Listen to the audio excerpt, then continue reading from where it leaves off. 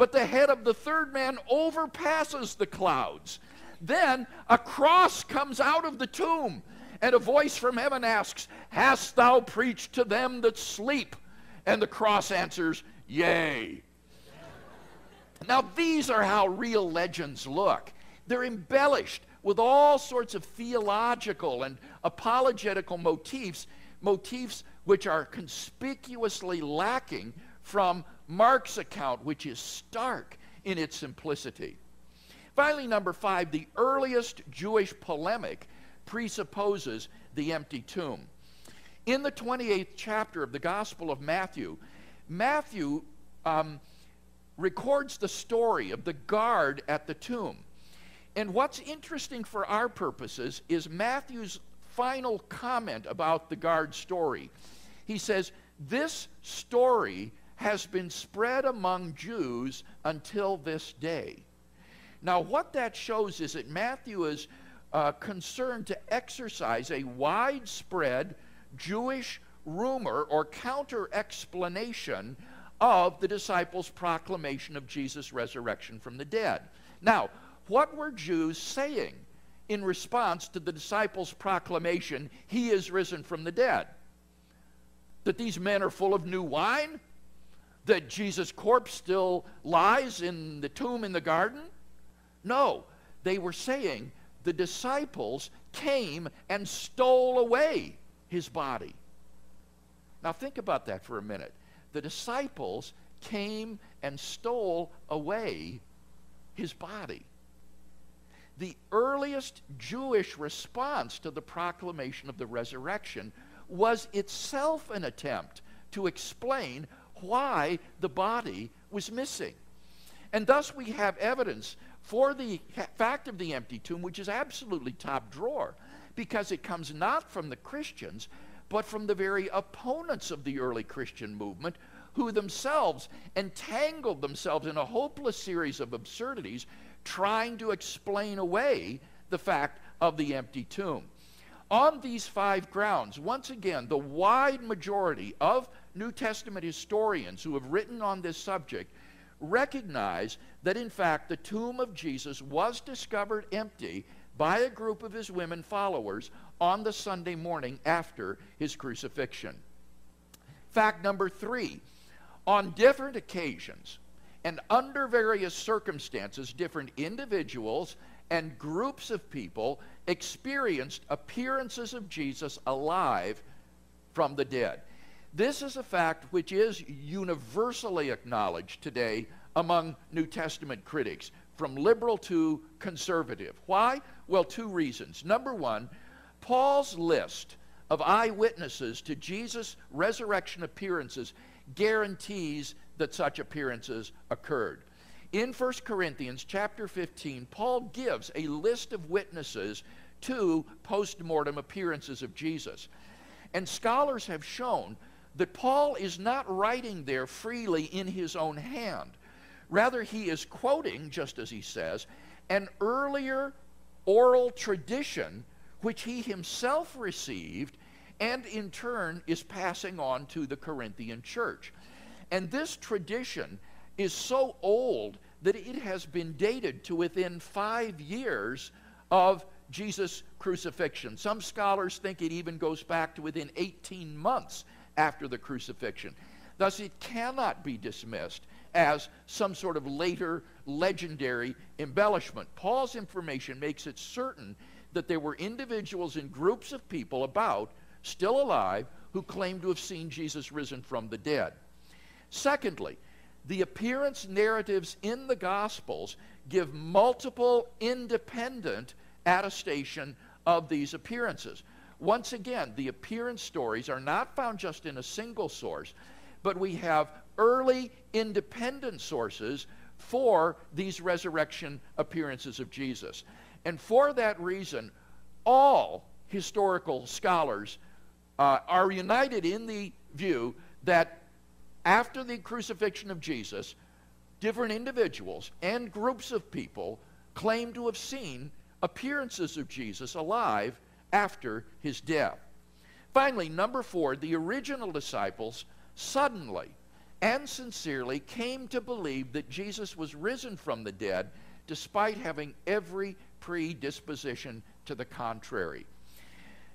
Think of the situation the disciples faced following Jesus' crucifixion. Number one, their leader was dead, and Jewish messianic expectations had no idea of a Messiah who, instead of triumphing over Israel's enemies, would be humiliatingly executed by them as a criminal.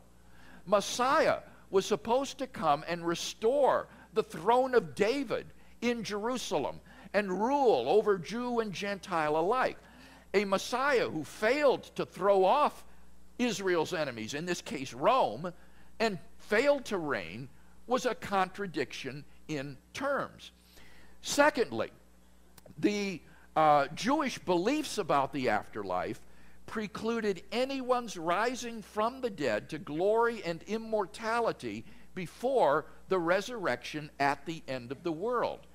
Jewish beliefs about the resurrection of the dead was that at the end of the world, on the judgment day, God would raise all the righteous dead, or all of Israel, to judgment and then determine their final destiny.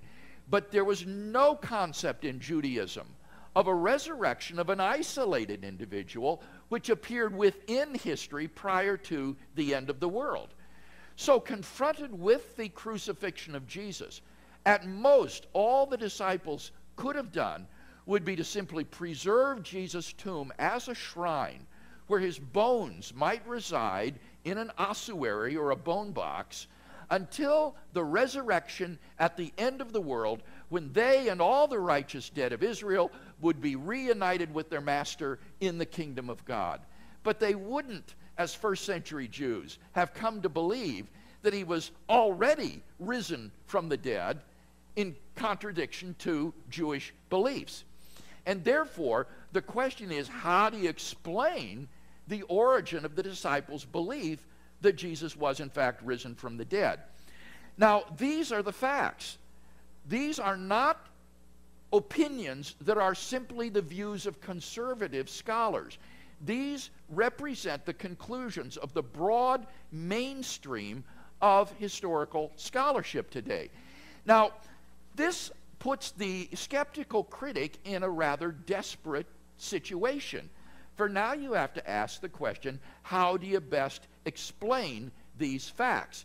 And that leads to our second point, that the best explanation of these facts is that Jesus rose from the dead.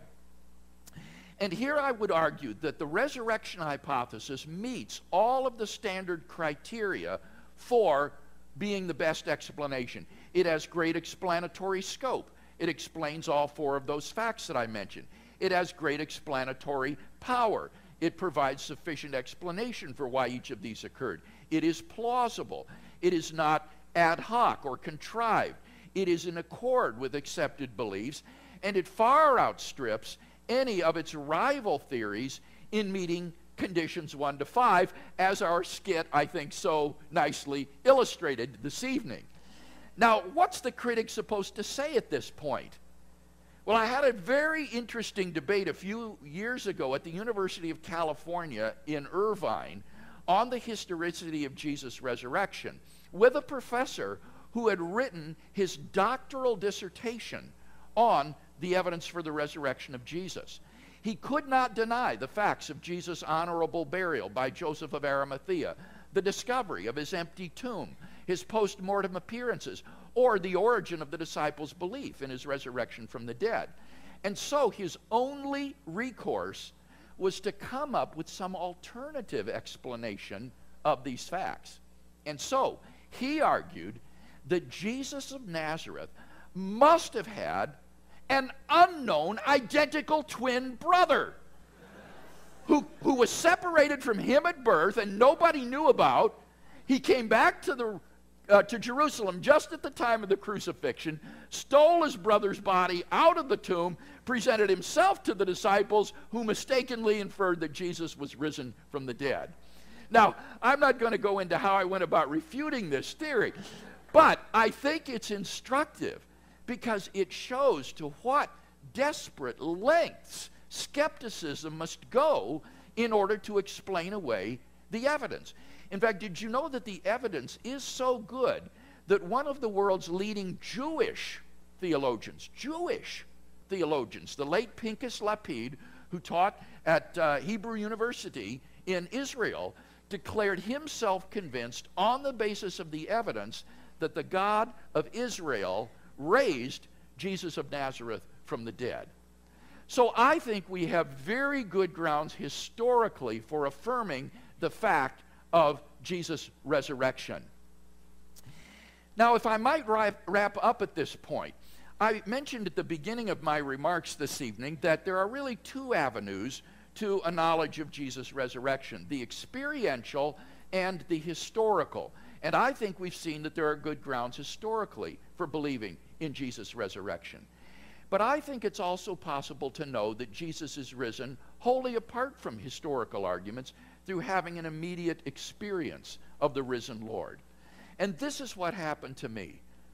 I myself wasn't raised in a Christian home or even a church-going family. But as a teenager, I began to ask the big questions in life. Why am I here? Who am I? What's the meaning of my existence? And in the search for answers to these questions, I began to attend a church in our local community. But instead of answers, all I found was a social country club where the dues were $1 a week in the offering plate. And the other students who went to high school with me and pretended to be such good Christians on Sunday lived for their real God the rest of the week, which was popularity. And they would do anything in order to be popular. And this really bothered me because I thought, here I am so spiritually empty inside, but externally, I'm leading a better life than they are, and they claim to be Christians. They're all just a pack of hypocrites. They're all phonies.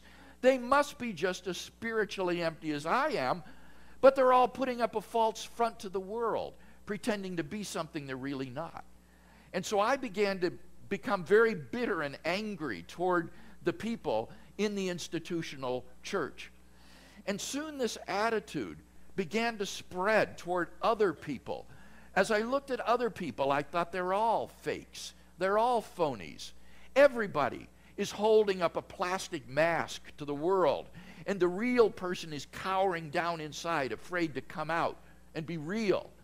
And so I began to withdraw from other people. I said, I don't need other people. I hate them because of their phoniness and hypocrisy.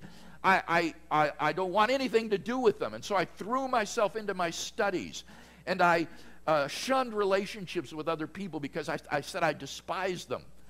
I was on my way, frankly, toward becoming a very alienated young man.